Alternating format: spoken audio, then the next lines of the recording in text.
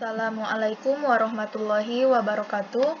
Perkenalkan, nama saya Halalika Masyururo dengan NIM C1C021134 akan mempresentasikan materi yang berjudul Teknik Analisis Data.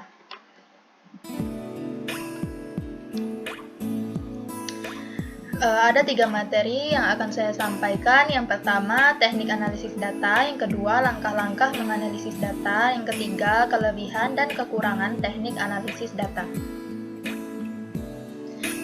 Masuk kepada materi yang pertama, itu pengertian teknik analisis data. Teknik analisis data menjadi bagian penting dalam melakukan penelitian. Sejauh ini ada banyak macam teknik analisis data. Tanpa teknik analisis data, data yang didapat oleh peneliti hanya akan menjadi data mentah. Data tersebut tidak bisa disajikan untuk dipaparkan ke orang lain.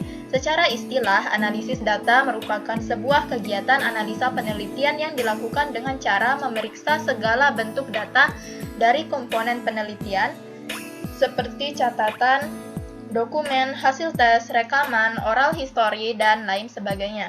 Pengertian lainnya adalah sebuah metode untuk memproses atau mengolah data menjadi informasi valid yang mudah dipahami ketika disajikan kepada khalayak umum untuk kemudian dimanfaatkan untuk menemukan solusi dari permasalahan.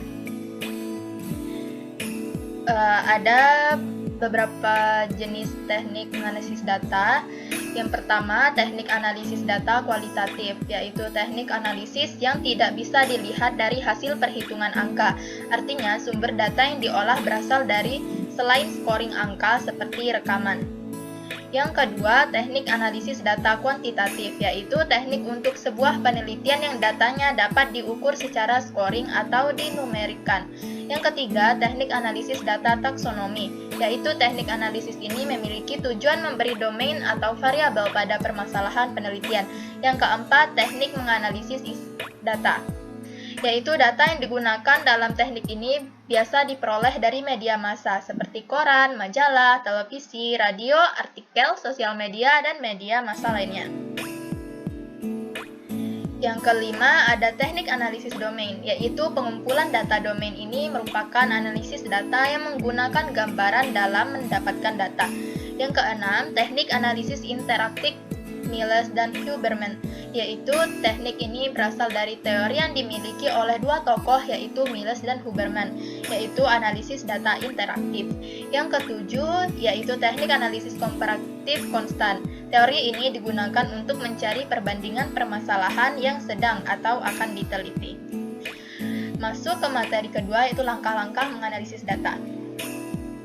Yang pertama, pengolahan data yang terdiri dari penyuntingan atau editing, pengkodean atau coding, dan tabulasi atau tabulating. Yang ketiga, penganalisisan data, yaitu tahap penganalisisan data ialah tahap kedua setelah data-data penelitian sudah diolah, disajikan, dan disusun secara sistematis. Tujuan penganalisisan data dilakukan untuk menyederhanakan, mengklasifikasikan, untuk memudahkan data tersebut ditafsirkan. Yang ketiga, penafsiran hasil analisis, yaitu penafsiran hasil penelitian ini dilakukan untuk menafsirkan data-data yang telah disusun, diolah, dan disajikan menjadi simpulan yang bisa dipahami oleh pembaca.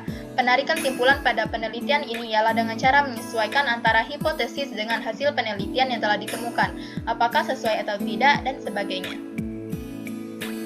Baiklah, materi yang terakhir yaitu kelebihan dan kekurangan teknik analisis data. Yang pertama, kelebihan dan kekurangan teknik analisis data kualitatif. Kelebihannya, informasi dari informan dapat diperoleh secara mendalam. Lalu, penelitian lebih berjalan subjektif. Selanjutnya, memiliki landasan teori yang sesuai dengan fakta dan lebih efektif jika memerlukan tanggapan informan dikarenakan bertemu secara langsung.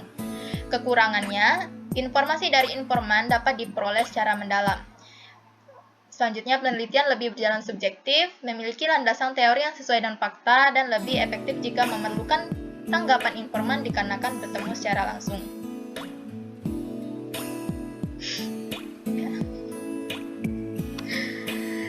Yang kedua, kelebihan dan kekurangan teknik analisis data kuantitatif. Kelebihannya, penelitian berjalan secara sistematis. Penelitian lebih berjalan objektif, dapat diterapkan pada data yang berukuran besar dan lebih spesifik, rinci, dan jelas. Kekurangannya, penelitian tidak subjektif. Lalu keterlibatan informan lebih sedikit dan orientasi hanya terbatas pada nilai dan jumlah. Baiklah, hanya itu yang dapat saya sampaikan. Lebih dan kurangnya saya minta maaf. Wassalamualaikum warahmatullahi wabarakatuh.